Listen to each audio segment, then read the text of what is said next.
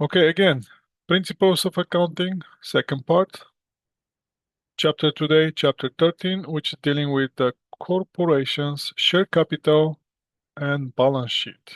So I'm going to talk about the share capital and the balance sheet. Before I start with that, let's get let's have some overview of the accounting so far. You already know, or we already know, that in accounting we're using a simple accounting equation, which a simple accounting equation is asset is always and always equal to liabilities and equity. What that means is everything that company has or individual have as an asset comes either from borrowings or from investment. In other words, all the assets that the company has or you have either belong to somebody else, either belong to the owner of the company, or you if you are the owner of the company. Assets. Normal balance for the assets is debit. So any increase on the debit side is going to increase the asset. Any increase on the credit side is going to decrease the assets. Liability is where the assets come from. One source of the assets is a liability, we to borrow money. So every time when we increase the borrowing, we're going to increase the assets. So if the assets increase on the debit side, that means liability is going to increase on the credit side. That's why liability have normal balance credit. So any increases on the credit side increase the liability. Any increase on the debit side, that's going to decrease the liability. Equity, same idea. Since one of the other source of getting the assets is the equity normal balance is always credit. Increasing credit, increasing the equity is going to come from increasing credit. Decrease of the equity is going to come from the decrease and increase in debit. Every time when you increase the debit side, the equity goes down. When you increase on the credit side, equity goes up. We're going to see this with the examples, so you're going to get more idea about it. But in general, the basic accounting equation, remember it, it's asset equal to liability plus equity. So far in accounting 1110, our main focus was on the basic equation. We spent time on the closing entries and adjusting entries first and then closing entries for the period. And then we look a little bit deep in some of the assets of the company, like a cash equivalent, accounts receivables, inventory. This part of the accounting, 1210, is focused on the liability and equity. But we're going to go back to the assets and we're going to talk about another asset. So now, before I continue, I want to bring one Excel spreadsheet and I want we to do some exercise here very quickly. In this course, I'm very interactively is gonna use this Excel. You're gonna use Excel spreadsheets just to let you know. I found it kind of powerful for me. I want you feedback at some point to tell me is that actually is true or not.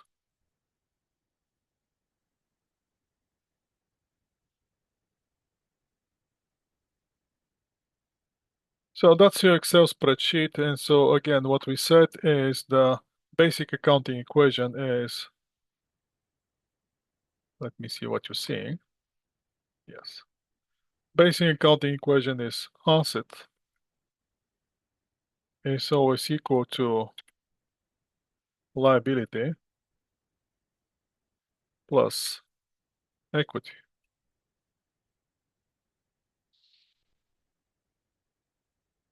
Now there's a lot of questions that come here, and we can have a lot of explanation on this. But remember, the assets are the capital of the company, which company using to operate, generate revenue. And those assets either come from borrowing, either come from the investment.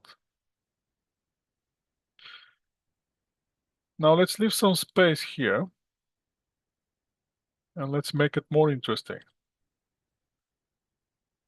Now every each of those, we can break it by two pieces. On the asset side, so we already saw in 1110 that we have a current assets.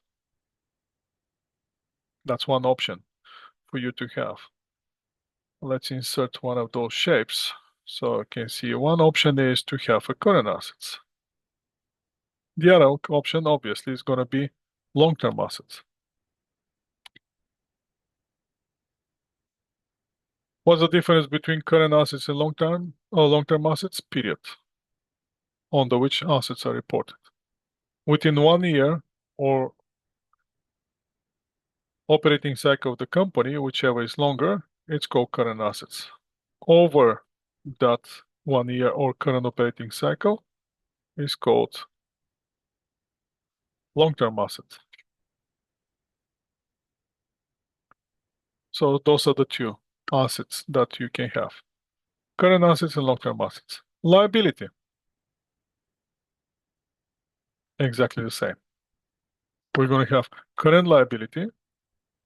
We're going to talk about this after we cover the equity section or shareholders' capital.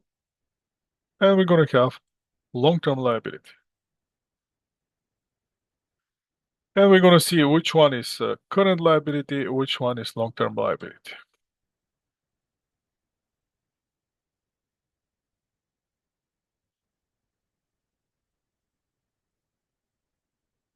And the section that we're going to discuss today is the equity section or owner's capital. Equity is equal to the owner's capital. Today we're going to see what's in that equity section. You already know that one part of the equity section is related to the retained earnings. And what was the retained earning? Retained earning was any income which is left in the company. From where the income comes from the normal operation of the company. In the normal operation of the company generates revenue, but also generates expenses. As long as the revenue is more than the expenses, we're going to have a net income. Again, net income comes, that's net loss. Net income is going to be like this. Net income. Net income is only and only when the revenue is more than expenses. If the opposite is true, then we're going to generate net loss. And that's where the revenue is less than expenses. So now let's stay with the first scenario where the assets, when the revenue is more than expenses. When the revenue is more than expenses, we're generating net income. But that's for the period. Once the period is over, which is the end of the year, that income, if it stays in the company, become retained earning. Make sense?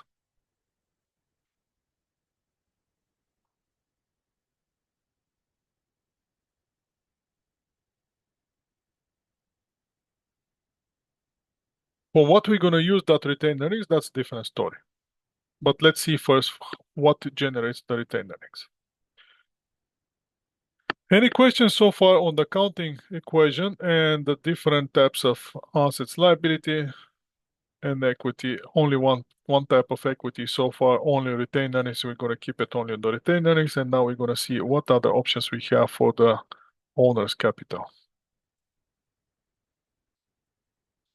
Retained earnings, what is interesting is also, yes, it's part of the owner's capital, but it's internally generated through the operations of the company.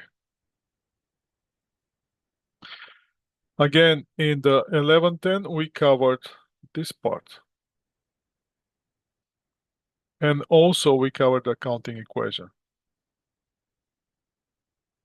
In 1210, we're going to cover all those things.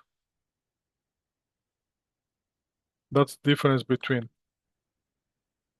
1110 and 1210. And we're going to see what else is here. There's something else here. Let's go back to slides now.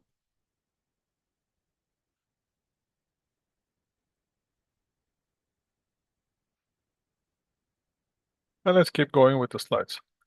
For some reason, I'm not feel comfortable with those slides, so I'm going to switch to the slides that are downloaded, because once I download the slides, I can do some changes in the slides. Here, I cannot do those changes. So let me flip to the PowerPoint format of the slides and share my screen with the PowerPoints like this.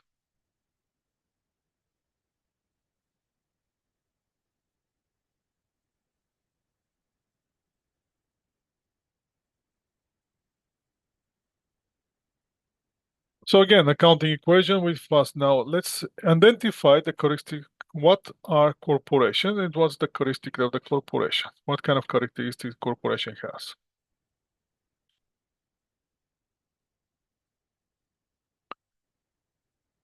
Well, generally, from the legal point of view, we have two types of corporations. Let's go back to business organization. If you remember from the first part, the very first part in the accounting, we talk about the three forms of the business. One was the proprietorship, when only one individual generate business.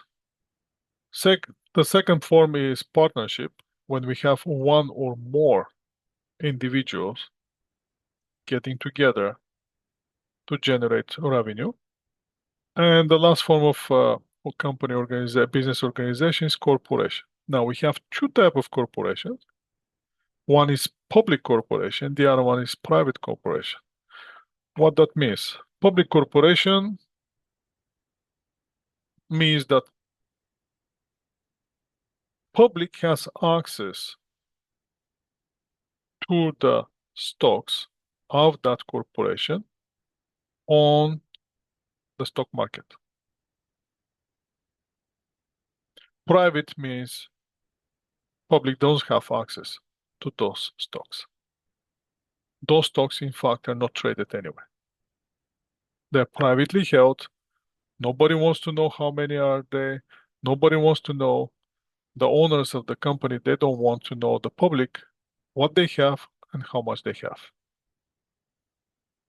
Now, what kind of standards those companies should apply? Public company follows only and only international financial reporting standards. That's a must. Why? Because they're publicly traded on the stock exchange. On the stock exchange, since we have a globalization and everybody can have access to the stock exchange, people from different backgrounds, different countries, they need to understand the financial statements on the company which are traded on the certain stock exchange. The only to do that, all the company which are listed on that particular stock exchange have to follow specific standards which are applicable to all the companies. And those standards are international financial reporting standards.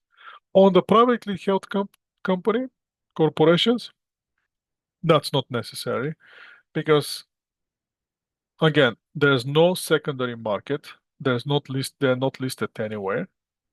They don't have to follow that requirements to go with the International Financial Reporting Standard. However, in Canada, they have to follow accounting standards for the private enterprises. or by choice, they can choose to go with the International Financial Reporting Standards. Which are characteristics of the corporations? First, corporation give you access to it's a separate legal entity, means that corporation has nothing to do with the owner of the company. Shareholders, corporation is corporation, separate legal entity, which gives you the benefit that the corporation is going to still exist if something happened with the owner, which gives you access to the continuous life. Ownership will be transferred from one person to another, one individual to another individual. Also, there's no mutual agency here. Liability is limited. So the shareholders is liable only to the extent of the capital that has been contributed to that shareholders into the company. We have a separation between the ownership and the management. Usually the owner is not part of the management. The corporation use paying the separate taxes, corporate taxes. Some of the corporation are governed by specific organization, and there's a unique cost for the corporations. So let's go with the advantages and disadvantages of the corporations. One of the main advantages is the corporation can raise more money than proprietorship and the partnership. Has continuous life. It doesn't end up with if the original owner, the corporation, decide to step out. You can easily transfer the ownership between one individual and another individual. There is no mutual agency here. And the shareholders or the owners of the company have a limited liability. Which are the disadvantages? Now, everything you have to understand, everything that has advantages has disadvantages. Try to process this in your head and try to understand those advantages, disadvantages. I'm going to speed forward for those of you who's going to continue with accounting. I know definitely I know two people which today sitting on the front row that I want them to continue with accounting. And so the thing is that CPA start asking for those questions, which advantages and disadvantages of the corporation, of the public company, private company.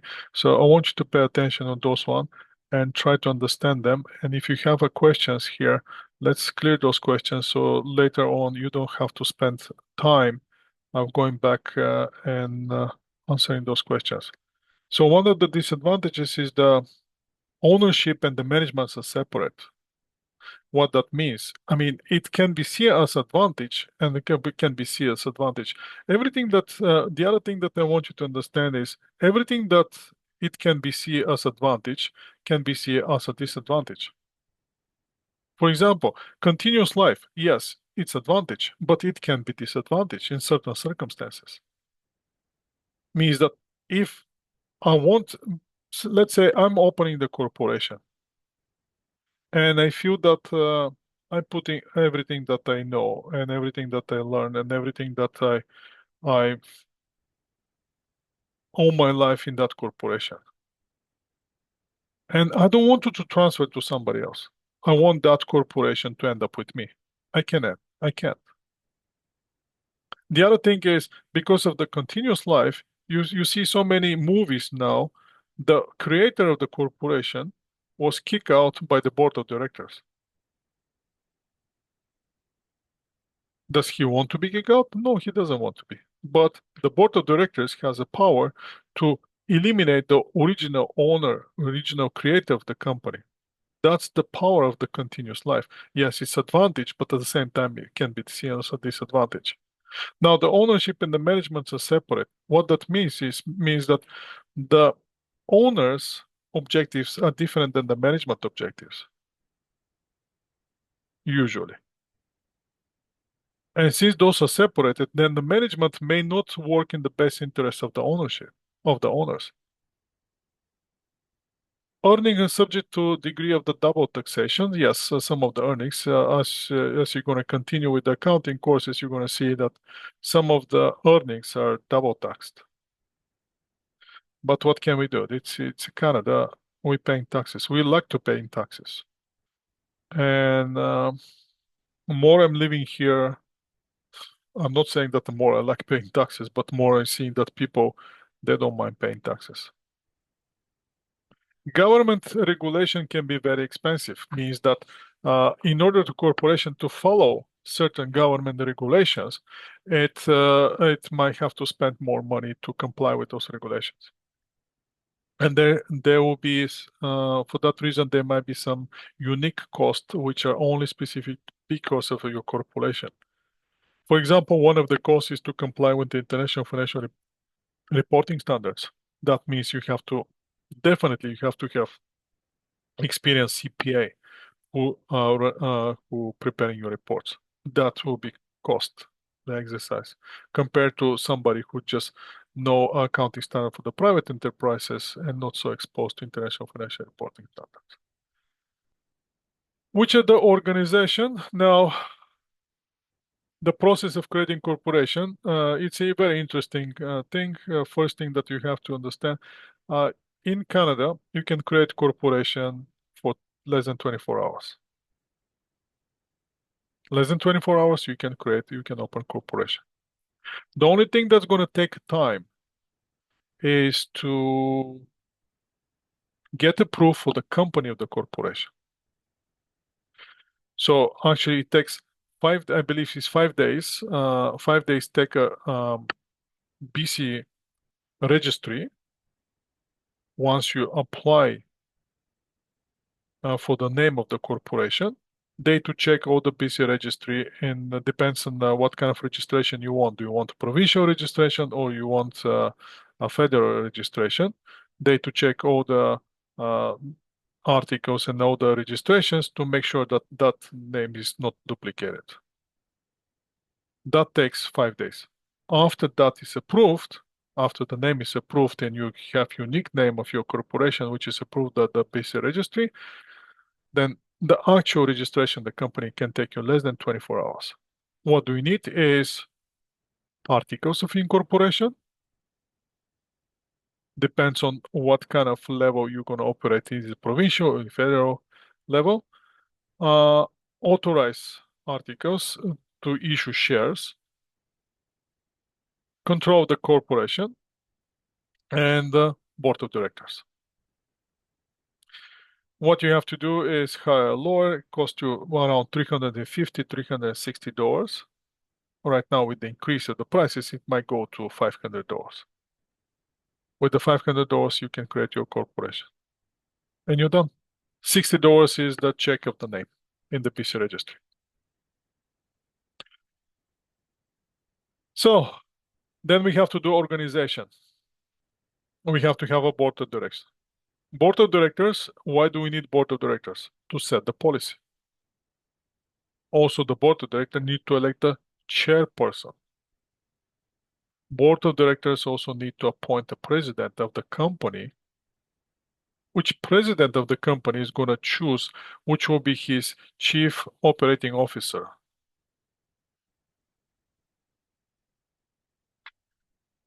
So that will be the structure of the corporation. Again, we're going to have shareholders, which are the people who wants money.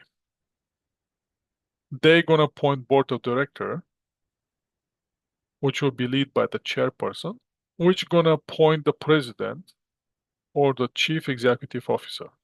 And the chief executive officer is going to appoint different positions in the company.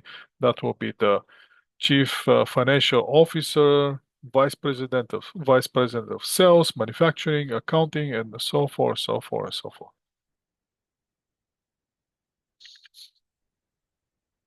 That's not top hat question. We can eliminate this top hat and we can stay with question one. Let's tell me now which is not characteristic of the corporation.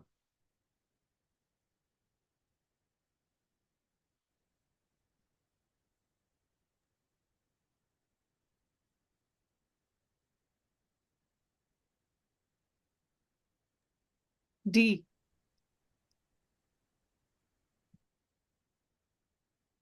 Any other suggestions?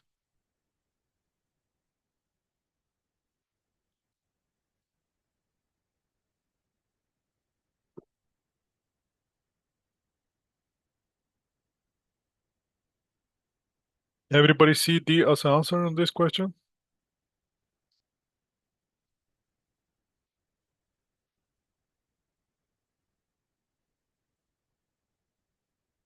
Yes, no? Give me some reaction so I can move on.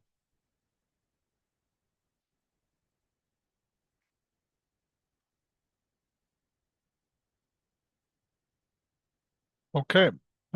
D is the right answer, obviously. Transferability of the ownership, that's a characteristic of the corporation. Separate legal entity, yes. No mutual agency, yes.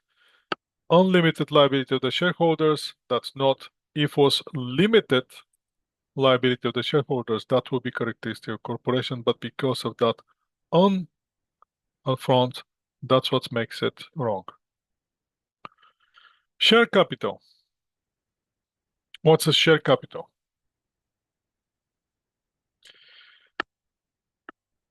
First, we have a share certificate, which is issued to the owner of the company or the investor. And we have authorized shares. And we have issue outstanding shares. So every corporation, when is created in the article of incorporation, it's going to say few things. First things, it's going to have authorized shares. This is the first important term for you. Please try to remember those one. Authorized shares is the maximum amount of shares, number of shares that corporation can issue during the life of the company. Now, let's say you open company today and you staying in your article of corporation that your authorized shares will be 1,000. What's going to happen if you reach that's 1,000? That means you cannot issue any more shares? No, it doesn't mean that. But if that happen, if you issue 1,000 shares, then you have to apply to BC registry and to ask for more authorized shares. That's why it's very common, big corporation to have under authorized shares to say unlimited numbers. Now, don't get me wrong. That means the authorized shares are the amount of the shares that the company can possibly issue and sell to the people who wants to buy those shares. But it doesn't mean that the corporation have to issue those shares. So for that reason, now we have the authorized shares. Again, the authorized shares is a potential number of the shares that every corporation can issue during the life of the corporation. Then we have the second term, which is issued. Now, those are the number of shares that actually are issued. What means issue? Old-fashioned way, somebody has to print the shares. Are you going to issue all the number of the authorized shares? Absolutely not. You only issue the shares that you're planning to sell or people want to buy. Because issuing the shares is related to the expense. Now, once you issue the shares, you're going to have issued shares which sitting in the corporation. And then become the third term, which is outstanding. Now, the outstanding is the amount of the shares that has been issued and sold to investor.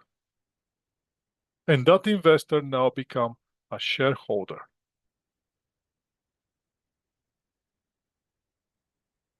Make sense? So The shareholder holding the share of the company. In terms of, but who to whom that share belongs to?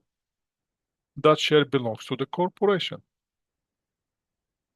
Same idea. The example for that you to understand it is like the passport, individual passport of every each of us. Regardless from which country you have the passport, all of us we have a international passport to travel. Correct? Now, who is the owner of the passport?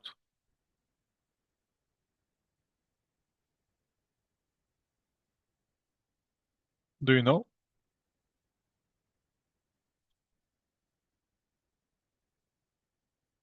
If you don't, open the passport and probably on the very last page is gonna say, if you find this passport, bring please bring it to the nearest embassy of this country. On the passport doesn't say, if you find this passport, please check to whom this passport was issued to and try to find that person and give it to that person. No, it says, please return this passport for the near embassy of this country. Means that the passport, it doesn't belong to the individual. The passport belongs to the country. Same thing with the shares. Shares, they don't belong to the shareholder. They belong to the company. For the time being, the investor hold the shares, and that makes him a shareholder. But that doesn't make him the owner of the share. Make sense?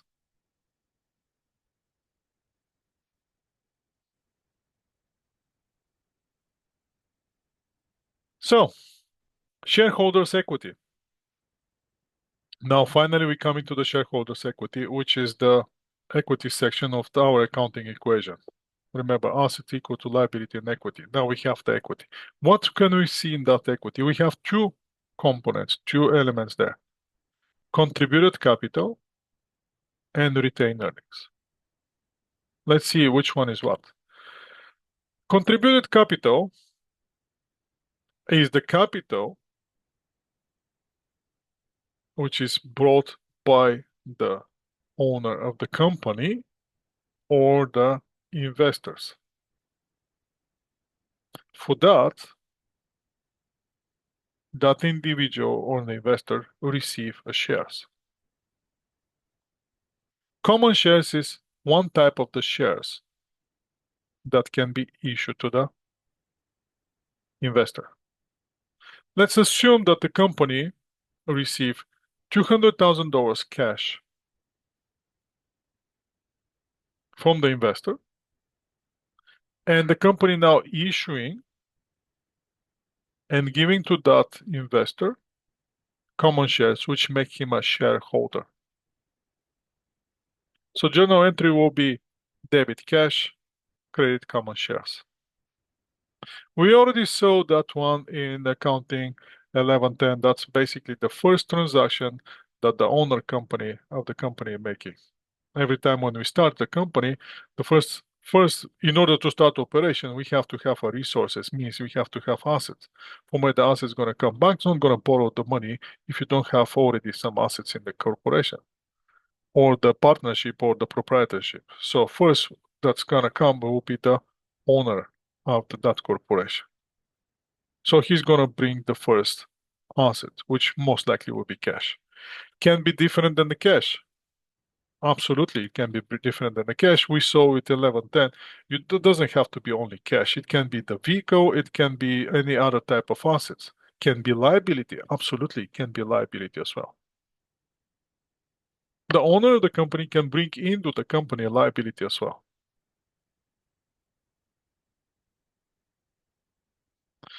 So, what's the retained earnings then? Retained earnings again is the residual income that stays in the company. Profitable operation when the revenue is more than expenses is gonna increase the retained earnings. And the retained earnings is part of the shareholders' equity. Why? Because that earnings, which are keeping the company, since comes from the usage of the assets which the owner invested or borrowed from somewhere else, increasing their wealth. Now let's assume the corporation net income for the year is that number for 3.7 million. So what that means is, as we already remember from the closing entry, the final closing entry was to transfer the amount from the income summary into the retained earnings. And we already know if the revenue is more than the expenses, then the income summary has a credit balance. If the income summary has a credit balance, that means we have to add debit to bring the balance to zero. That's why we have debit income summary. But since we have debit income summary, we have to create some account. And that account will be retained earnings. Why? Because again, the revenue is more than expenses. And that's create retained earnings, which is part of the shareholders' equity. Now, what's going to happen if the opposite happen? Again, if the expenses are more than the revenue, then the income summary account, we're going to end up with more debit than the credit. So the income summary account is going to have a debit balance. Because as you remember, expenses on the debit side, revenues on the credit side. So now we have to close the income summary to bring it down to zero. But since we have a debit balance, now we have to put something in the credit on the income summary. So we put something $100,000 in this case on the income summary to bring the income summary to zero. But that means now we have to debit some account, which account? Retained earnings. So if that happens, obviously the company generating net loss and also is called a deficit. Profitable companies, remember now, profitable company can distribute cash dividend to the shareholders. We can kind of say that the dividend is equal to the withdrawal by the owner of proprietorship or the partnership. We're going to see later in the partnership how exactly works, but remember from 1110, if the proprietor comes and tell you, hey, give me $10,000. No problem, I'm going to give you $10,000, but that will be considered withdrawal from the company for you. Here, the only way in the corporation, since it's separate legal entity, the owner of the company cannot come and say, hey, give me $10,000. That's not going to happen. If he wants $10,000, then the board of directors have to sit down. They have to declare dividend, which has to be cash dividend. And when the cash dividend comes for the payment, then the owner is going to receive that cash. So if we have, let's say, we decide the company decide to declare a cash dividend, then dividend is going to reduce the retained earnings, and since it's cash, the cash is going to go down. Now, owners, if they're holding share, they have some rights. Which are the rights that the shareholder has? One of the rights is to sell the shares. You don't have to keep the shares forever. No, you can sell it. The other thing is you may have a right to vote on the shareholders meeting if you own common shares. If you own other type of shares, depends. It depends. You may not have a right to vote, but the right to vote is attached to the common shares. The owner of the shares have the rights to receive proportional share of dividend, which is related most likely to the number of the shares that they're holding, because the shares is declared by per dividend is declared per share. Also, the owner of the shares have the rights to receive the proportional share of the asset once the company is closing. Wind up means we're closing the business. So what's going to happen when we say, we're done. We don't want to work anymore. We're done with this business. We're going to sell all the assets, convert it into cash. We're going to clear all the liabilities. And if there are any assets, any cash left, then the shareholders is going to receive proportionate amount of cash based on the number of the shares that they hold. And they can have preemptive rights, which is the right of the owners to proportional ownership in the corporation as well. Let's see now how we're going to issue shares and prepare that shareholders equity section on the balance sheet of the company.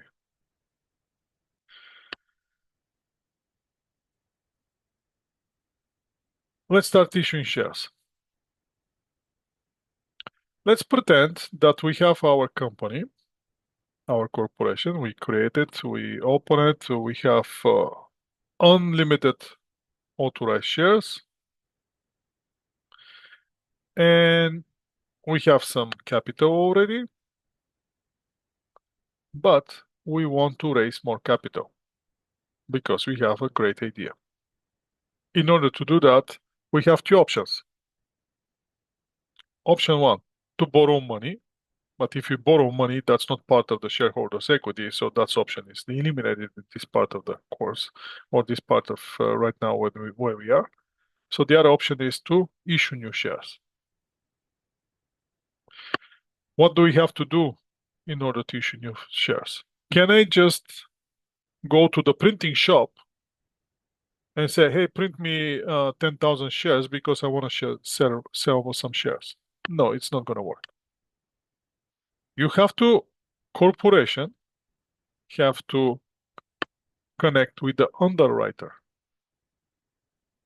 which that underwriter has the rights to issue shares. Also, he has the rights to sell the shares to potential investors. Corporation is going to produce those perspectives, which is going to show how beautiful the life of the shareholders will be after they purchase X amount of shares for Y amount of money. And then that underwriter is going to do the initial public offering. Corporation cannot do that initial public offering. It's going to be underwriter. And that underwriter depends on where the initial public offering is offered. It can be different. The easy way to get the idea about the initial public offering, underwriter, and prospectus, you can watch the movie called Wolves of Wall Street.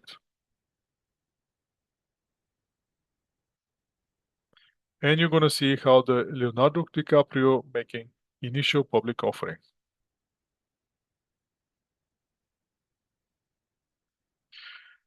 After that, all the documents must be posted in the system of electronic document analysis and retrieval. That's in Canada.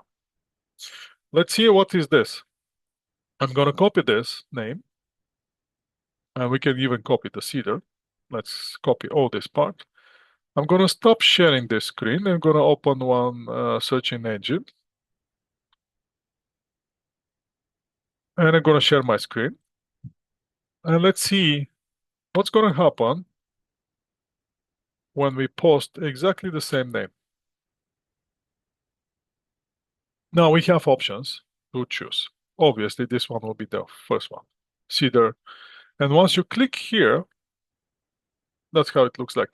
They change it. But what we can do is let's search in Cedar.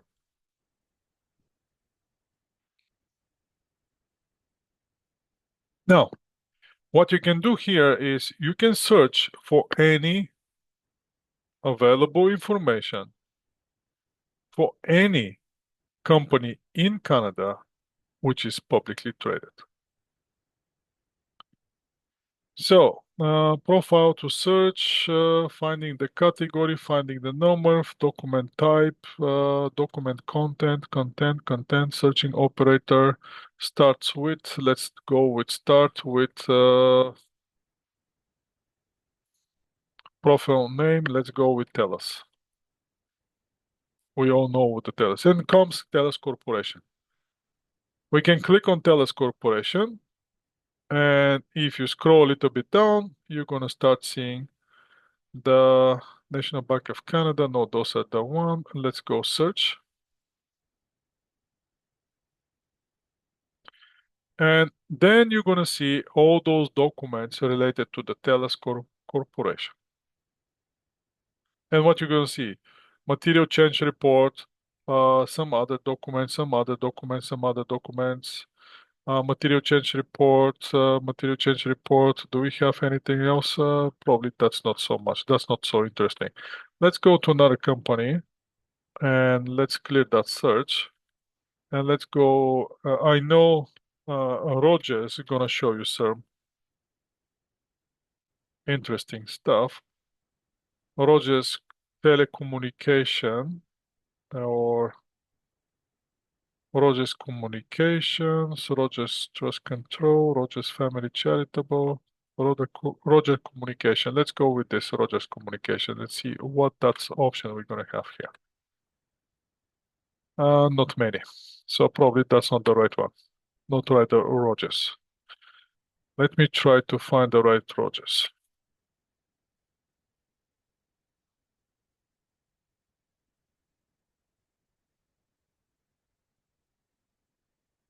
There's nothing here.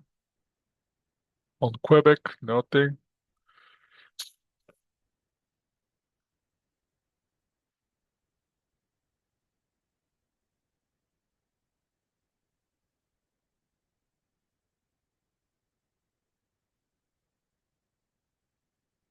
Let's try this one.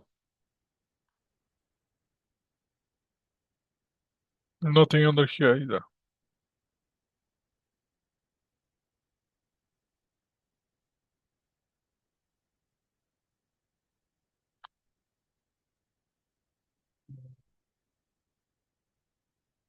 Maybe I'm not doing something right, so let's try again.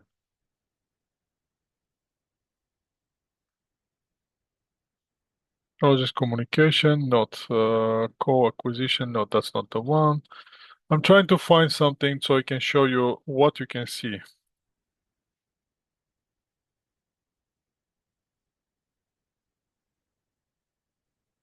Wireless communication, I believe that's the one. That's the right one.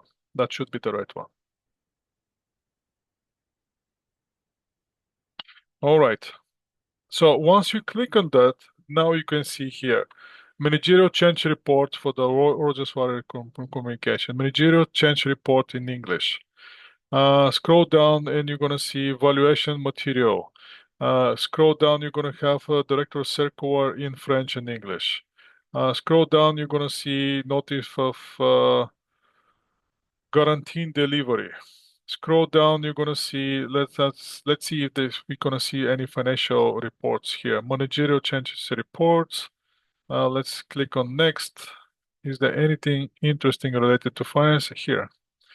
Now we're gonna see some material documents, other security, September. No, there's no financial reports here. Probably that's not the right one. Again, that's not probably the right Rogers that I'm looking for, but from here you can find all the necessary information for any listed public company, which are obligated to post that information here to be available to the public, which public is the It's us, the shareholders. Again, I'm trying to find something, but obviously today I'm not right. No, I'm not doing the right thing. Not the right Rogers. Anyhow, you get the idea. This is the website if you want to do investments and if you want to search for the company.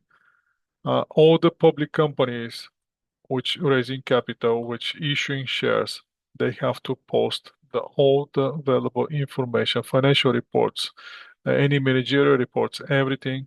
They have to post it here on this system of electronic document analysis and retrieval called CEDAR. Now, common shares. What's a common shares? Common shares is the most basic form of share capital. There can be more than one class more common shares. So now once the investor buy the shares, he buying also the financial risks. Not only the benefits of increasing the price of the shares, getting dividend, but also if something happen with the company, he'll be first on the line that he has to pay. We have no par shares, value shares, which the shares do not have any value assigned to them. No par shares is the attributable value, and based on the Canadian Board of Canadian Business Corporation Act, the CBCA's Canadian Business Corporation Act requires all the shares issued to be non-par value. Then you may have a stated value of shares, excuse me, which the board of directors can assign the value to those shares once they issue initially. So let's see how this is going to work. Let's see this company issue 50 million common shares. What stated value $3 per share. So now, again, once we issue the shares, there will be cost of issuing the shares.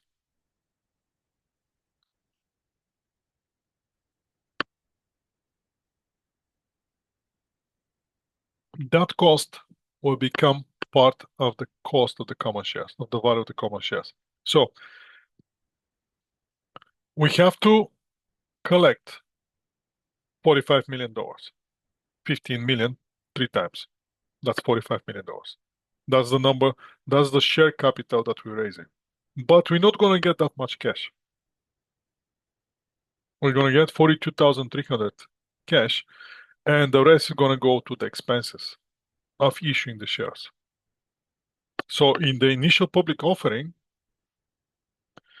yes, you're going to issue that number of shares, that share capital, but the cash that you're going to get is never going to be equal to that one. Now, assume that this company, now let's see that this is when we're investing, when we're collecting cash, when we're issuing shares for cash. Let's issue now some shares for anything other than cash.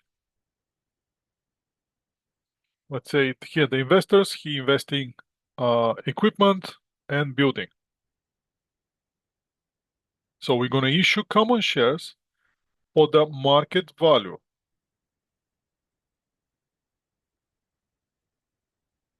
of the assets which are contributed into the company. And we're going to record those assets at their market value. Make sense?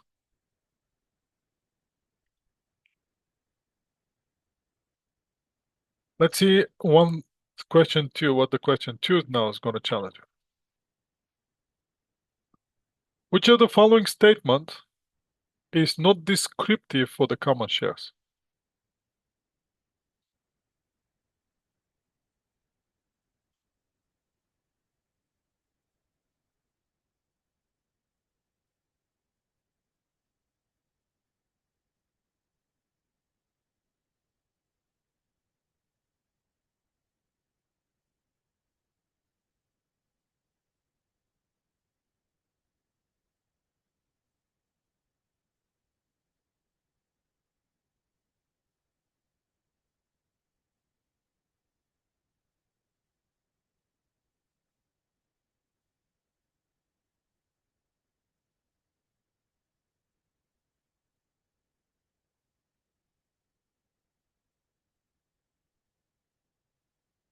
What do you think?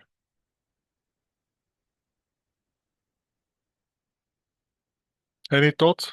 Are you guys still there?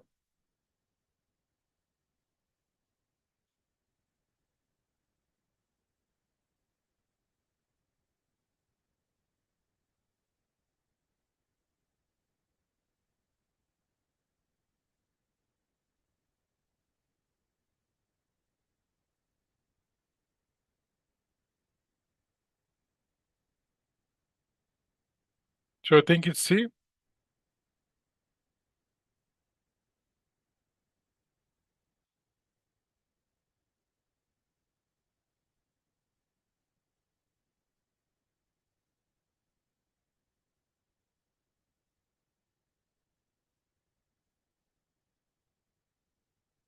What says this here?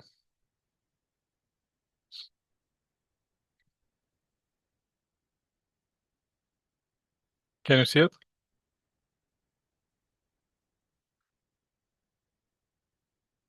And let's go back to the question.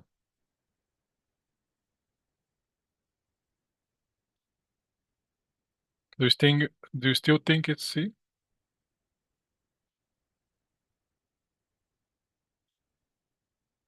Okay. Let's go with the next one. What will be the journal entry to record issuance of 1,000 common shares for $35 per share?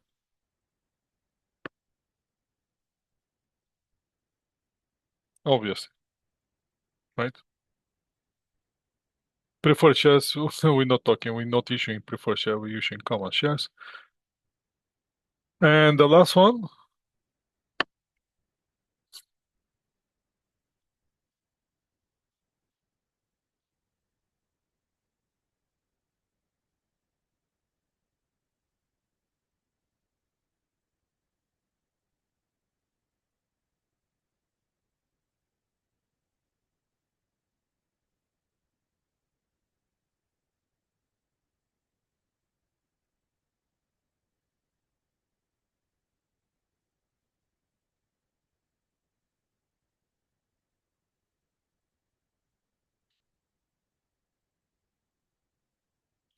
give me the journal entry.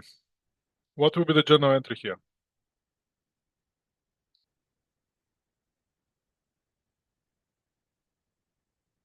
Debit asset, which is land, for $80,000. Credit, what are we going to create? Common shares. So if we create common shares, is the shareholders' equity increases?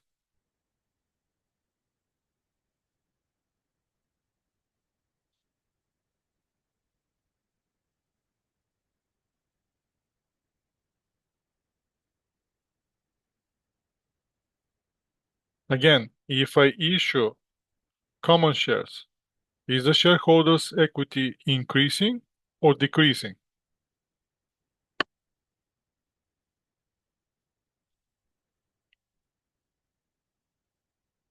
Increasing. So is C false?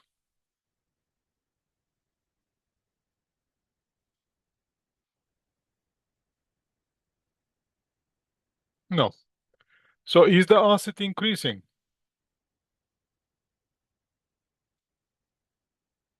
Yes. So is A false?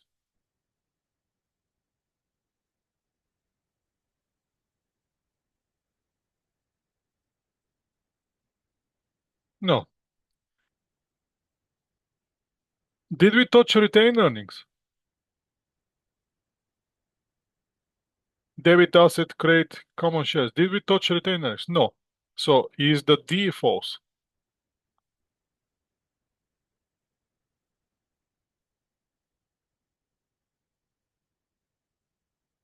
No. So which one is false?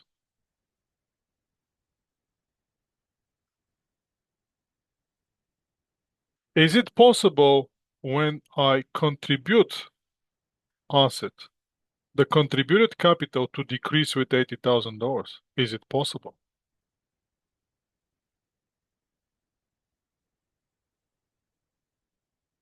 No. Make sense? That's what common shares. Now let's see what preferred shares are. Preferred shares, if they're preferred, that means they have some preferences. That's why they call preferred shares. What kind of preferences they can have? They can have some advantages over the common shares. So if you want to see common shares, common people, preferred shares, preferred people, those are VIP. That's why we have if you look at the airplane, you have first class, business class, and then common class. What's the difference? Well, the common class doesn't get champagne. The first class get the champagne. So that's one of the preferences. So let's see now in the shares how this is going to be different than the common shares. Preferred shares have a special rights as certain advantages over the common shares. First, the advantages. They first receive the dividend. If the dividend declare, the preferred shares get the dividend. If there's something left, that goes to the common shares. Also, they receive assets when the company is dissolved, is liquidated. They get the assets first. If something left, that goes to the common shareholders. Also, they getting fixed dividend. It doesn't matter how much company makes, those people get fixed preferred dividend. Preferred share, usually now everything comes with the price, so that preferred shareholders usually don't have a voting rights. We may have several classes of the preferred shares, same thing like a common shares, different classes for different purposes, with different preferences. Preferred shares may have a future. One of the future can be to be cumulative. Cumulative means they accumulating the dividend even in the years that the dividend hasn't been declared. So they're not losing that dividend. Or they can be convertible. Now the common shares usually represent the residual ownership in the corporation assets. So what that means is if the company is dissolved, first, we have to satisfy the creditors. Second, we have to satisfy the preferred shareholders. And if anything left goes to the common shares. That's why it's called residual ownership at the very end. Now let's keep going with the preferred shares and see what other options we have than the preferred shares. Let's start issuing the preferred shares now. Now, keep in mind that we have to keep them separate, preferred from the common shares. We're not mixing them. Those are different classes of shares. They're treated differently. They're presented different on the balance sheet on the equity section. Preferred shares are always above the common shares. Now, when we're issuing the account in the same way, common shares, for example, we're issuing 1,000 preferred shares for 100 per shares, which have attached dividend at $10 per share. Well, the attached dividend rate at this point is irrelevant. The only thing is relevant how much cash we're gonna get and how much shares what's the value of the shares that we're gonna use. Can you please turn off the mic that you're having? Otherwise, I have to bring all the students together and find out who is it and just turn it off.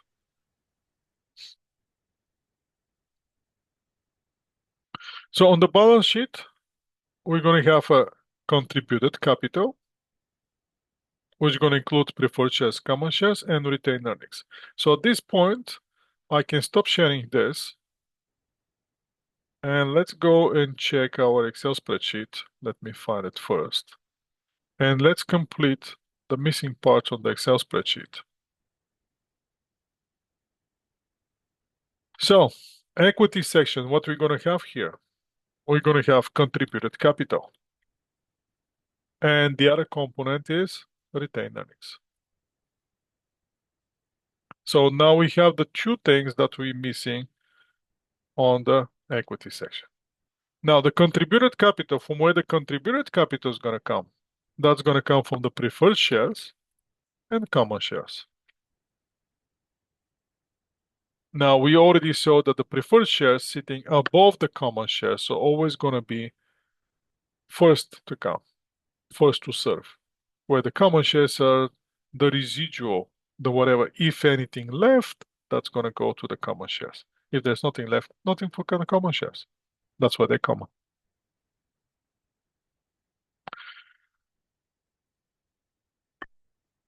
Okay, let's go back to the slides and keep going with the slides. Convertible common shares. Convertible common shares means that they can change from one to another. They can be converted from from preferred shares into the common shares, or some other preferred shares but different class. Now, let's say in this case, the shares that we issue for the here, how much was that? 100,000. For the $100,000, we issued 1,000 preferred shares. Now, 100 preferred shares was purchased at $100.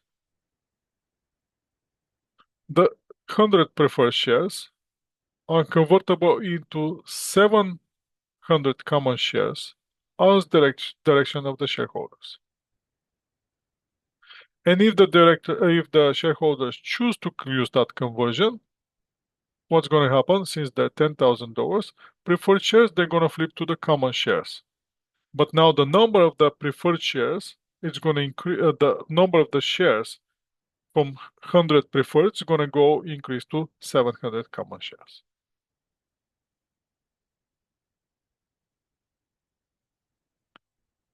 The value of the share is not going to change. 10,000 preferred shares are converted to 10,000 common shares, but the number of the actual shares changes. Let's do another question here. What's the normally this holder preferred shares do not have?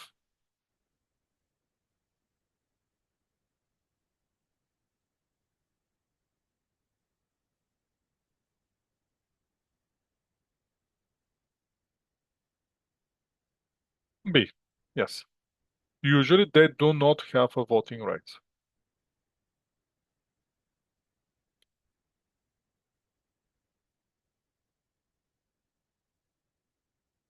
See where we are in the slides.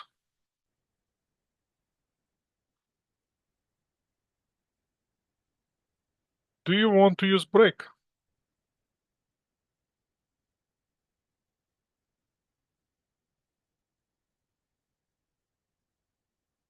All right then.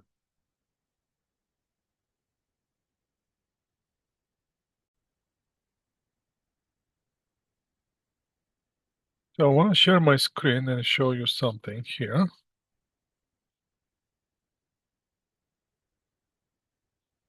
If you go to Blackboard, course material chapter 13, you're going to see example of the share certificate. And that's how the share certificate looks like, or looked like in 1897. I tried to find some examples, something very old, but at the same time interesting. So if you were a shareholder at that time, in 1897, that's what you're going to get as a share. Let's see if I can make it bigger. I don't think I can.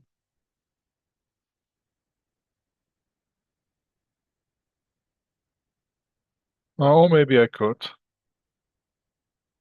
So you can see here incorporated under the law of the province of the BC. You have the name of the corporation, you have the number, you have the shares, capital stock of 2 million, and this certificate This certifies that, I'm not sure if I can read it, Lionel Wood London is the owner of 100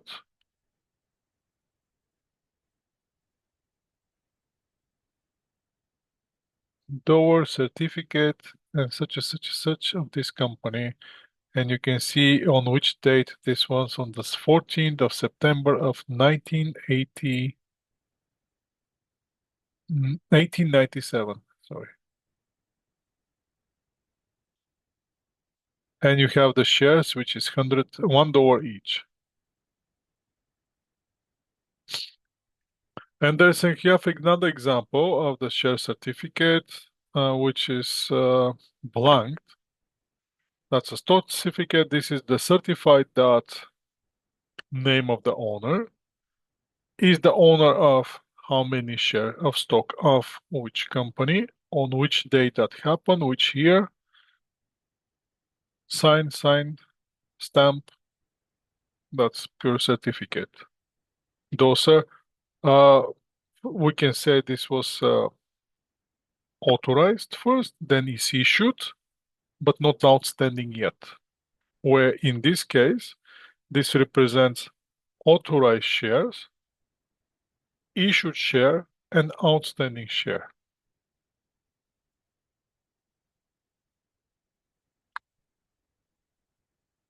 All right, so those are the examples. Let's go back to slides after this short commercial break.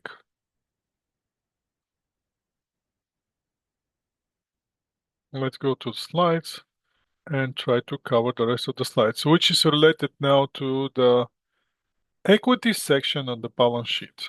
So what can we find on the equity section of the balance sheet? Obviously, we're going to find two sections: contributed capital and retained earnings. Under the contributed capital, we're going to see preferred shares. So I want you to pay attention. First says the name of the shares. Preferred means that they're more than common shares, preferred shares. Second number that you're going to see is the dividend per share attached to every single preferred share. Next number, you're going to see the number of the authorized shares. So this company is authorized during the life of the company to issue 10,000 preferred shares. As of this moment, 1,000 shares were issued and outstanding. Common shares. This company, during the life of the company, is authorized to issue 100,000 shares. As of this moment, 25,000 shares was issued and outstanding. Now that raises the question, is it possible the company to issue 25,000 shares, but outstanding to be only 20,000? Yes, it is possible. But the other way, it's not possible. It's not possible the company to issue 20,000 shares and the outstanding shares to be higher than the shares that were issued. Because the normal process is first you issuing the shares, and after that, you give it to the shareholders. And then that's how the share become outstanding. And that constitute the contributed capital, which is common preferred shares plus the common shares. Second section will be retained earnings. And retained earnings plus the contributed capital is going to give you the total shareholders' equity. Anything has ethical consideration. So what's the ethical consideration here? Is if I issues shares, usually I want to record a large amount for the non-cash asset. which I received. For example, I can bring my laptop into the company and I can issue 1 million shares for worth $1 million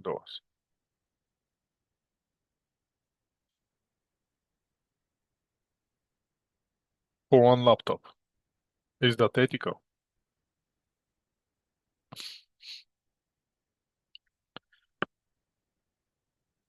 In order to avoid those problems, one day when you become a CFO and when you see something transaction like that, or if you become a chief financial officer, what I want you to remember is for all the non-monetary transactions, non-cash transactions, you have to come up with the fair market value. If you come up with the fair market value on your own, you're always going to be questionable on how you come up with this value, what give you the rights you to come up with this value, and since when you become expert on the market value for this particular assets. So what I want you to do is to hire independent valuator or appraiser, he to come up with the value, and when you get audited, or if somebody wants to get rid of you because you did something unethical, you to show that letter and that document to those people and say, that's how I come up with the value. That's how you're protecting yourself. Now, organizational cost. What we're going to do with the cost? Which cost? The cost that we, as you see in this journal entry here, we get, what was it? Let me see. Let me quickly find it. Here, we issued shares for $45 million, but we didn't get $45 million. We get only 42,300,000. $2.7 million went as a commission and expenses. This is the cost of issuing shares. So what we're going to do with those ones? Accounting standard for the private enterprises says this is an asset. Organizational cost is an asset. Intangible asset, but it's still asset. So you have to capitalize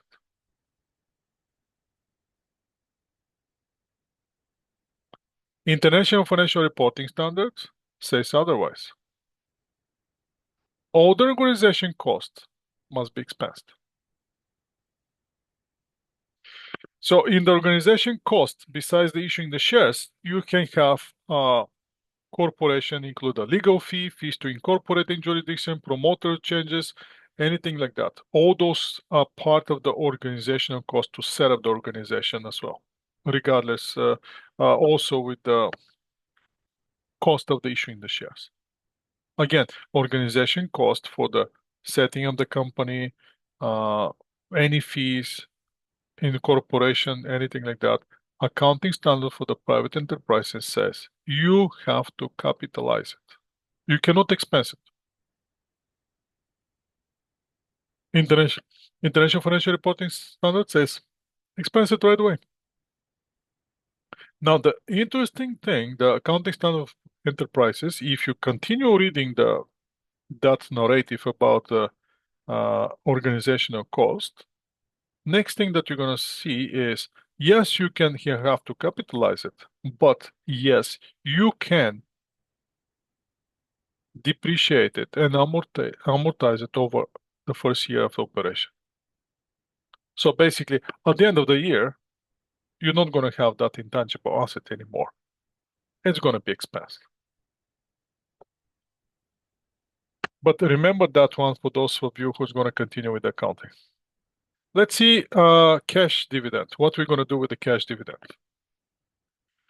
Let's say the owner of the company or the shareholders of the company, they say, hey, I want some money. Can you give me dividend?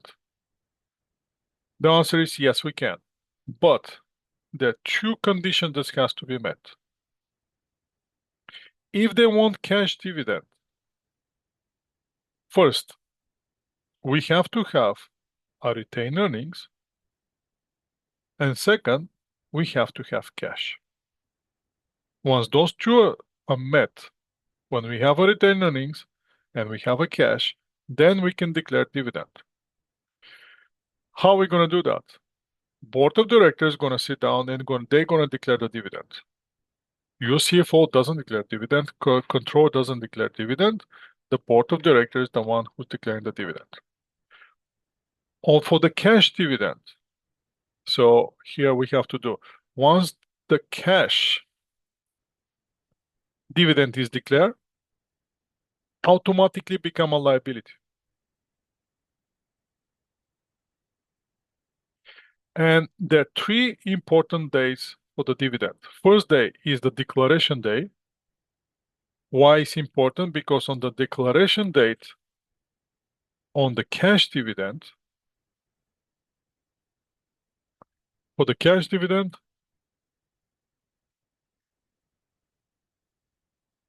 creates a liability. Then we have the date of record. And the last one is the payment date. Payment date and when the actual cash dividend is paid.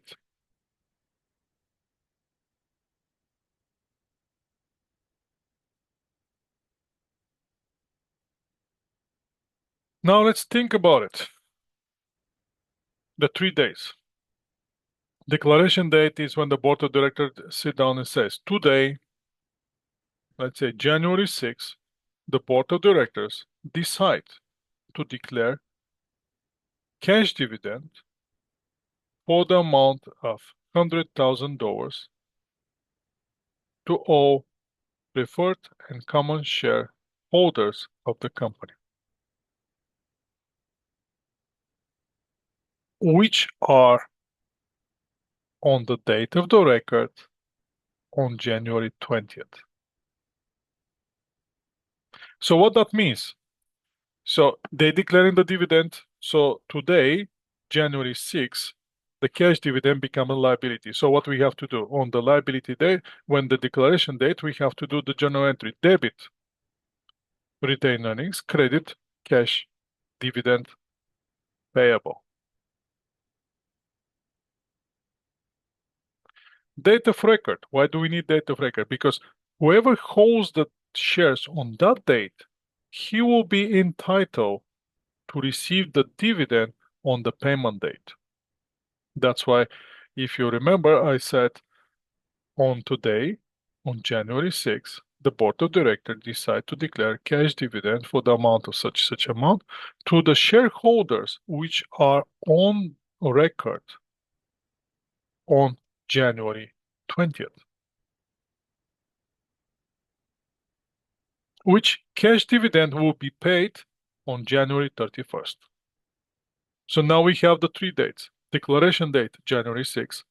Date of the record, who owns the shares on the January 20th, and the payment date, January 31st. So what's going to happen if, let's say, person A owned the shares on the 18th, he sell it to the person B on the 19th. Who's going to get the dividend? Person A or person B? Obviously, whoever owns the share on the date of record. On the date of record, we're gonna stop. We're gonna check who are the owners of the shares. If I sell my share, let's say I'm the date of the record on the January 20th. On January 21st, I'm selling my share to the person C. Who's gonna get the dividend? I'm gonna get the dividend. The new owner of the shares, he's gonna get nothing. Because I was on the date of the record, owner of that share. One day after, I can sell it, but the payment of the dividend is gonna come to me. Make sense? So now let's see the journal entries. Journal entry on the, again, example. Today, on January 3rd, cash dividend is declared to the shareholders on record October 31st, which will be paid on November 15th. On 3 days, declaration, record date, payment date. Declaration date, you have to show the liability for the cash dividend. Debit, retained earnings. So you're going to get the cash dividend from the retained earnings, and you're going to create a dividend payable. That's your liability day. On the date of record, no journal entry is required. On the payment date, you're just closing the liability that you're creating on the October 3rd. Dividend payable, create cash, and it's over. Now, declaring paying dividend. Now, a company has division. How we're going to divide the dividend between preferred and common shares? Let's say the company has 10,000 shares, 10,000 shares of 1.5 preferred outstanding plus common shares. First scenario, the company declared dividend of $15,000. Let's copy this one. And let's move to the Excel spreadsheet.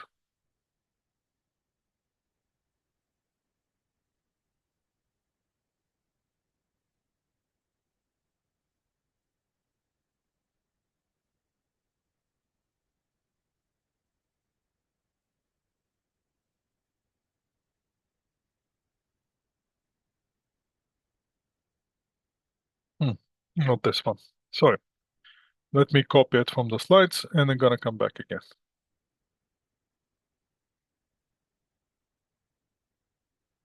You can see my screen, right? This is the scenario. Company has 10,000 common shares outstanding plus common shares. Preferred shares plus common shares. Obviously,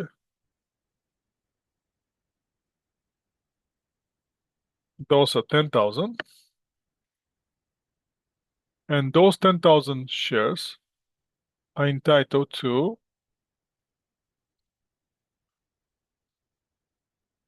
$1.5, 1.50 dividend. And then they have common shares.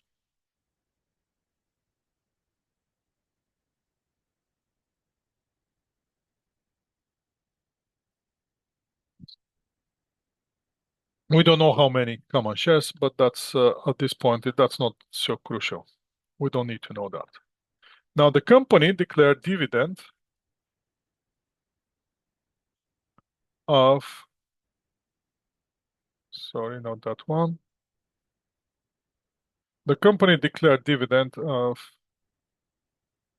$15,000. Now, the question is, who's going to get it?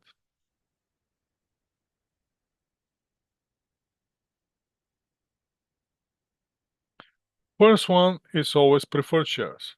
Preferred shares always have the priority in front of everybody. Preferred shares.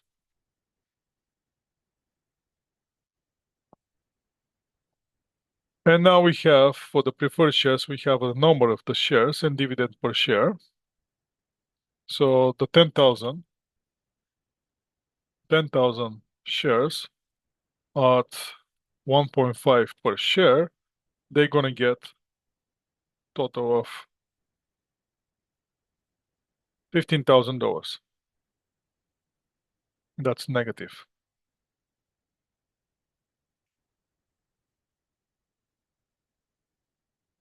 How much dividend left? Well, at this point, nothing left. So common shares getting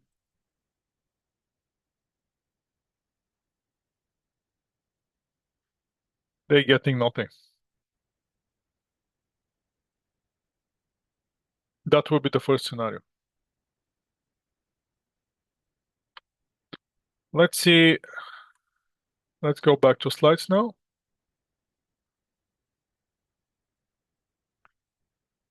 So the preferred shares getting the $15,000 out of 50,000 dividends, common shares getting nothing.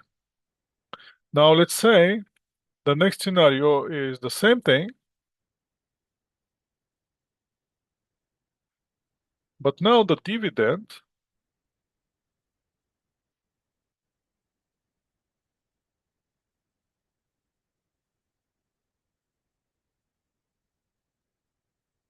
is not $15,000 anymore. Now it's $50,000. Now, first, again, comes preferred shares. 10,000 preferred shares at 1.5, they're going to get their 15,000. After that, how much dividend left? 35. How much the common shares going to get? Whatever left.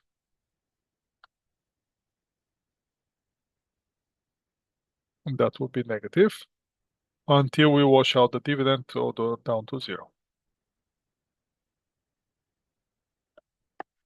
So what will be the distribution of the dividend in this case? First, 15,000 going to go to preferred shares, and second, 35,000 of the dividends going to go to the common shares. Where in this case, the preferred shares getting $15,000 and the common shares getting zero because there's nothing left. That's a very straightforward. There should be no confusion with the distribution of the dividend through one shares to another shares. I don't see anything scary. Do you see anything scary here? Now, let's put some twist now. Let's put some cumulative preferred shares. Means that dividend, cumulative preferred shares is the one that the dividends are that are not paid is collected and accumulated for every year that hasn't been paid. And when the dividend is declared, cash dividend, all the unpaid dividend from the past years, which hasn't been paid, has to be paid first, and then if something left, it's going to go to the common shares.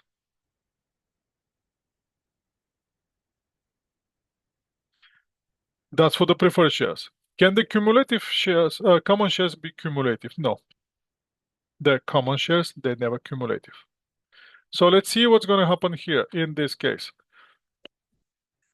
Let's go back to our Excel spreadsheet before we move to the exercise from the slides. And let's incorporate this twist. Now, we need the dates though. In order this to work, we need the dates. So, preferred shares and common shares. Preferred shares are cumulative.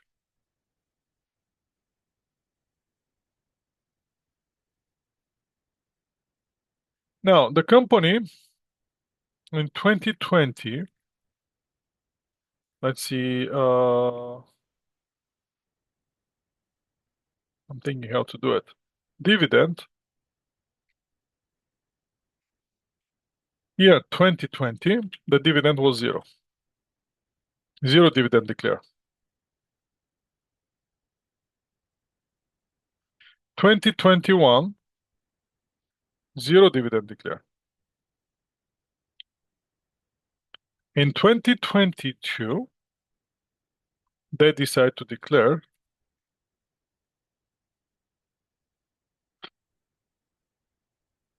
$60,000 dividend. Let's see now how we're going to distribute that dividend. So now we're 2022. And the dividend, let's copy this.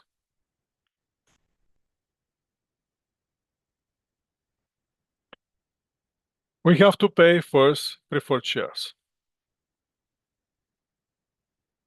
For how many years we have to pay for the preferred shares?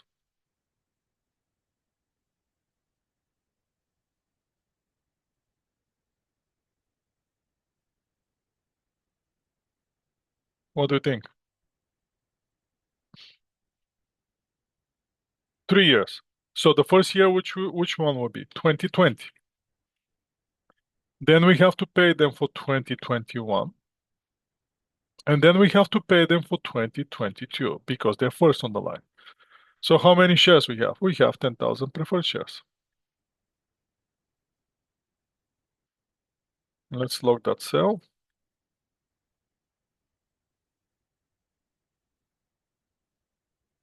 I have 10,000 preferred shares and my dividend that I own is $1.50, $1.50.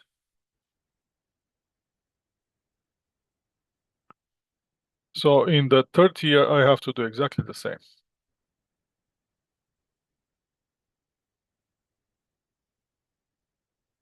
Why this one doesn't work like this? Sorry, I'm doing something that I'm not supposed to do, but let's fix it. So this one doesn't change. So now it's gonna work. So the 2021, 2022, I declared 15,000. The 2022, 2021 is gonna be the same. 2022 is gonna be exactly the same. In total, the preferred shares it's gonna get, that's negative, and that's negative. In total, preferred shares gonna get that much. And we said we declared 60,000. Is there anything left? Oops, something is wrong here. Let's go with the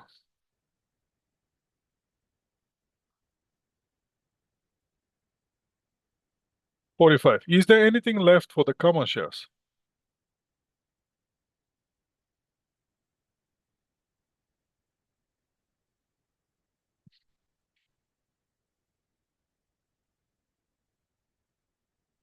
Let's see. From 60,000, we already declared 45 for the preferred shares. That will be plus here. 15,000 left for the common shares, so the common shares gonna get negative of the 15,000, and until our dividend is equal to 0. That's our objective. The dividend, to bring the dividend down to 0. Make sense?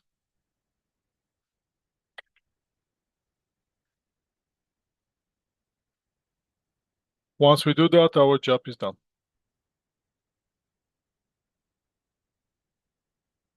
Now let's go back to slides.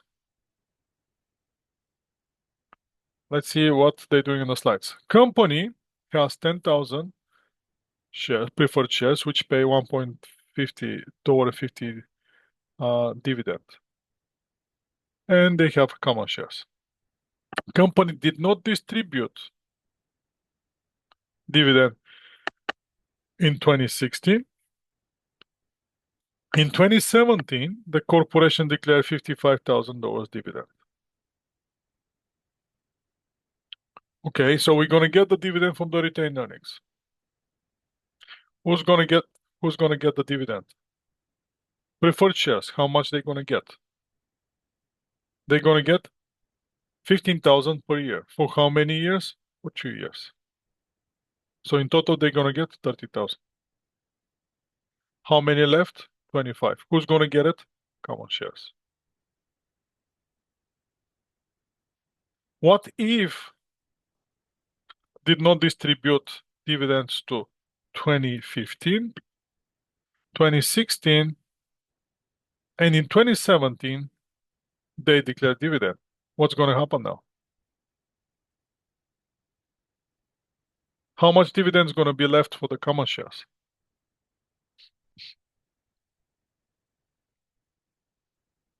10,000.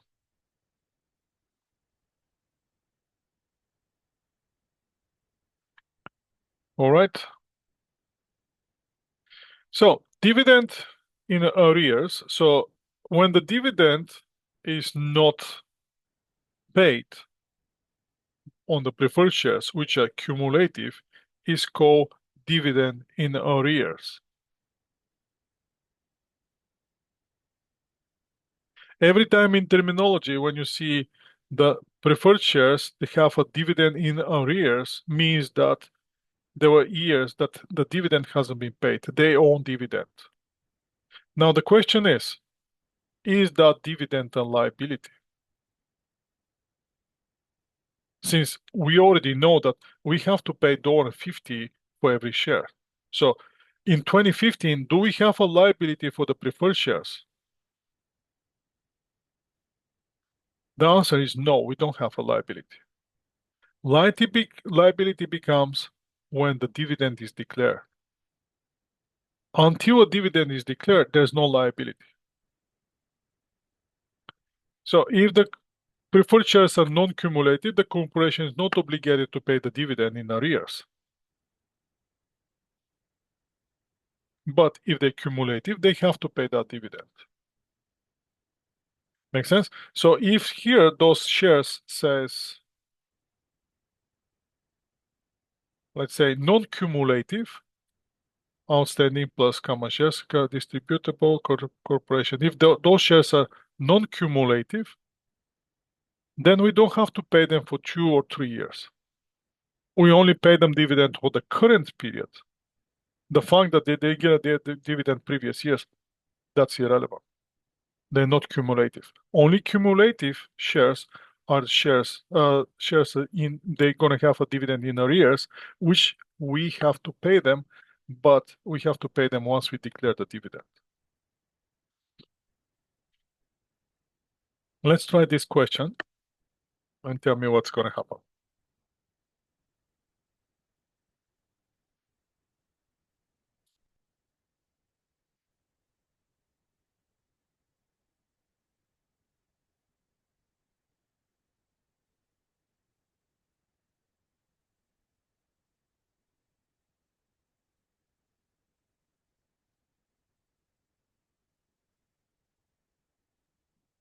Okay, good job, Shirley.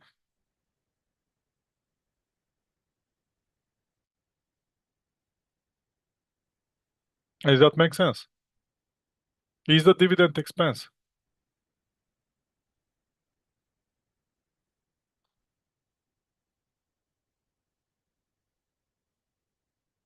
No.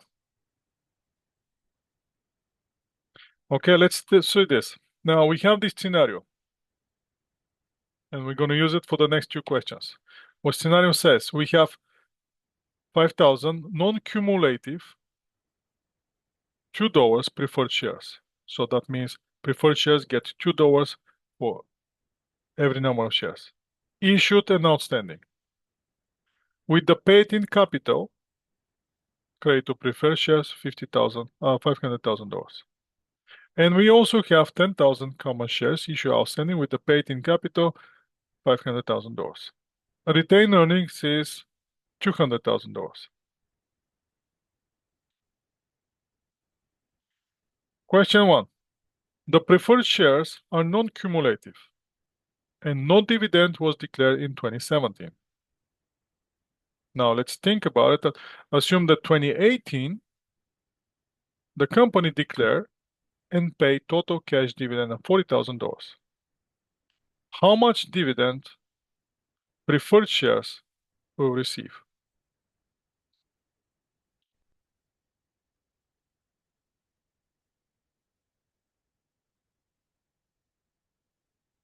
Preferred shares are non-cumulative.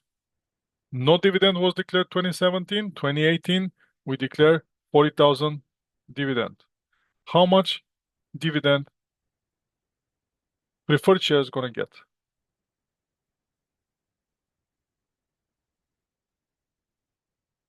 10,000. Why 10,000? Because they're not cumulative.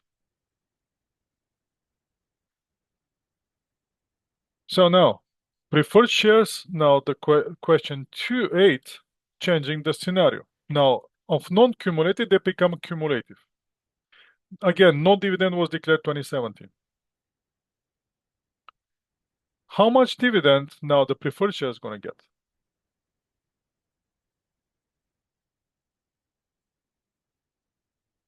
20,000. Make sense?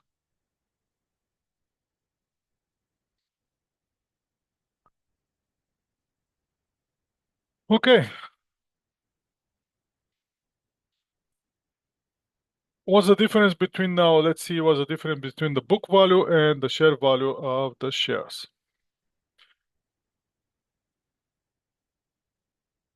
We have different share values. One is the market value of the shares, the other one is the book value of the shares. The book value of the shares is the amount of the dollar amount which is sitting on our books. It means that that's our shareholders' equity for our shares. Market price is something different. Market price is what's the for how much you can sell that share on the secondary market.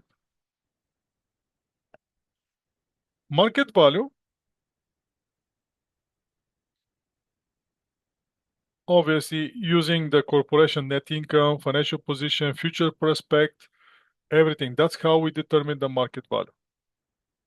In almost all the cases, shareholders are more concerned about the market value rather than the book value.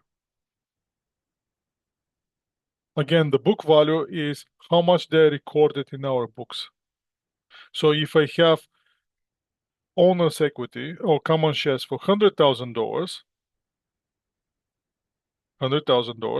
and against those $100,000 I have 100 shares, obviously the book value per share will be 100,000 divided by 100. Where the market value will be completely different. We have to check the secondary market and see how much is the market value. So the book value again is the total shareholders' equity minus the preferred shares divided by the number of the common shares outstanding. That's the book value.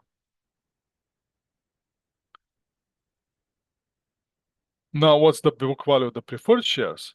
That will be the preferred equity divided by the number of the preferred share outstanding.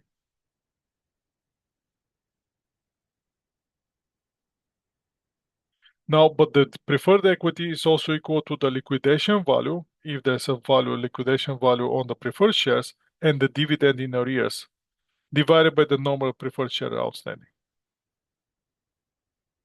So the book value of the preferred shares, it's a little bit more trickier here. If there's a liquidation value in dividend in arrears, you always have to consider the dividend in arrears into the amount of the preferred shares in order to get the book value of the preferred shares.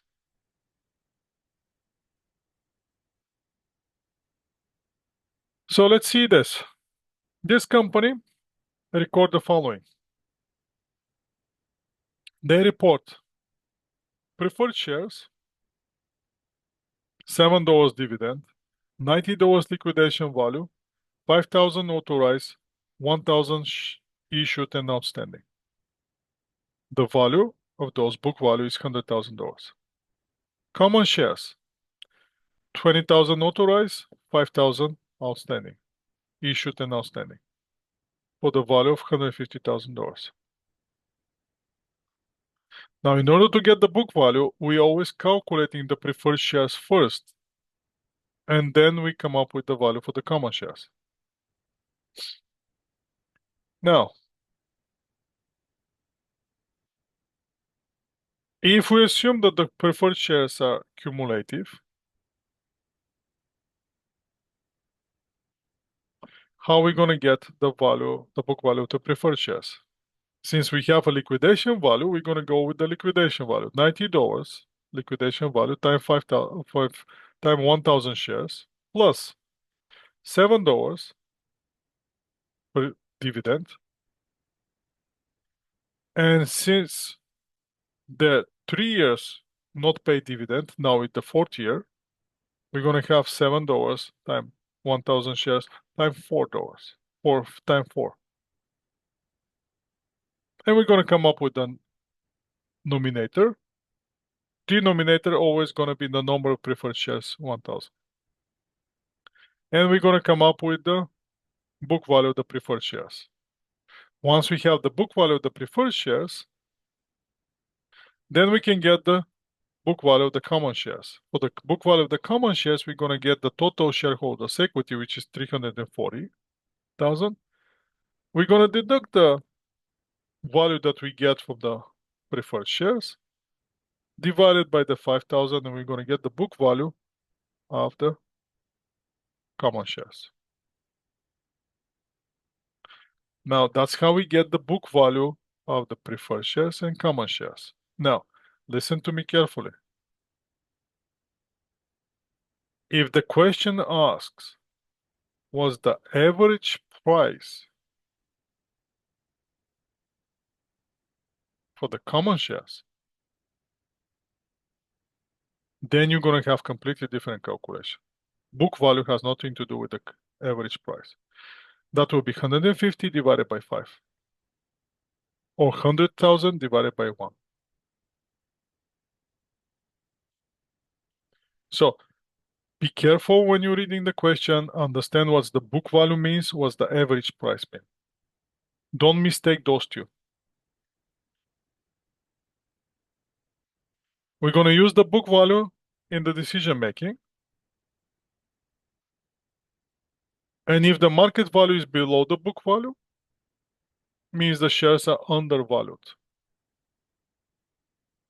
Means that it's good for us to invest in that company.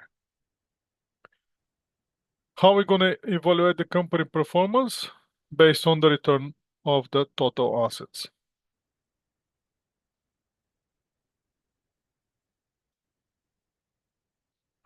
Means how much income plus the interest expense we're generating from the average total assets. What will be the average total assets? Assets in the beginning of the year plus the assets at the end of the year divided by 2. Income is income, interest expenses, we're going to add it to the income because on the net income, to come up with the net income, we already deducted interest expense. We're going to bring that interest expense back, and then we're going to see how much is the return on the total assets. So how much is the return on the common shares equity? That will be, again, the net income will be there, but we're going to deduct the dividend to preferred shares. We're going to get the average common shareholders equity in this case, not the average common shares, average common shares equity, which is going to be equity in the beginning, equity at the end divided by 2, and we're going to get the return on the common shareholders equity. We're going to talk about more about those ratios on the well, what was that? The chapter 18, when we're talking about ratios. So again, be very careful what the question asks, and don't mix the book value with the average price per share.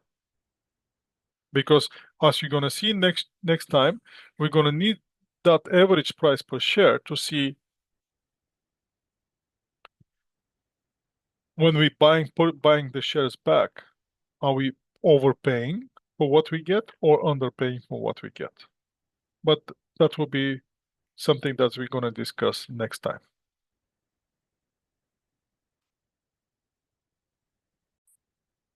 What you can take again from this chapter.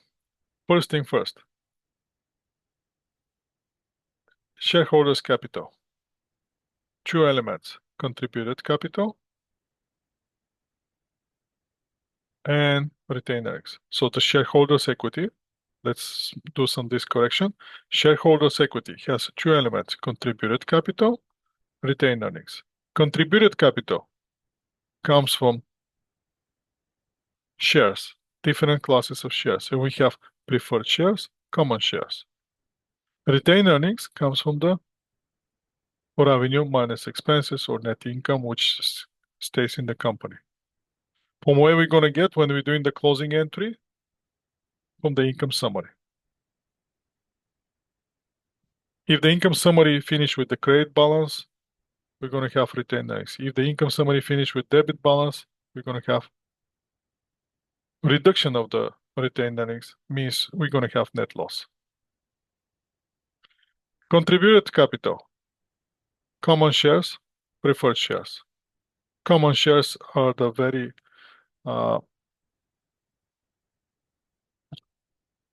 low kind of shares compared to the preferred shares. Preferred shares always comes first, then if there anything left goes to the common shares. On preferred shares, you have two options there. Either it's going to be cumulative, either it's going to be non-cumulative. If it's non-cumulative, you're not giving the dividend for the years that dividend hasn't been declared.